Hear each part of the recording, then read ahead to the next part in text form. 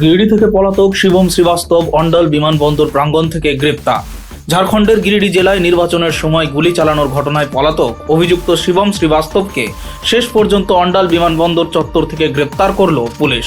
অভিযুক্ত দীর্ঘদিন ধরে পলাতক ছিল এবং গিরিডি পুলিশ তার খোঁজে লাগাতার তল্লাশি চালাচ্ছিল। গোপন সূত্রে খবর পাওয়া যায় যে সে কাজী নজরুল ইসলাম বিমানবন্দর থেকে পালানোর চেষ্টা করছে। এরপর গিরিডি পুলিশ অন্ডাল থানার পুলিশের সঙ্গে যোগাযোগ করে যৌথ অভিযান চালায়। বিমানবন্দর চত্বরে ঘেরাও করে পুলিশ দল অভিযুক্তকে পাকড়াও করে। বর্তমানে গিরিডি ও অন্ডাল থানার পুলিশ প্রয়োজনীয় কাগজপত্রের প্রক্রিয়া সম্পন্ন করছে। वहाँ का एक शूटिंग का था, गोली चली थी हमारे यहाँ, इलेक्शन था, उसी के बाद इलेक्शन के बाद जो है वो दो पक्षों में झड़प हुआ था, उसी में गोली चली थी। उसके बाद हम लोग इसको पीछा कर रहे थे, उसी में इंटेल मिला, बंगाल पुलिस का हेल्प से इसको जो है इधर डिटेन किया गया। অন্ডাল থেকে Debdulal Dutta, sweet voice digital.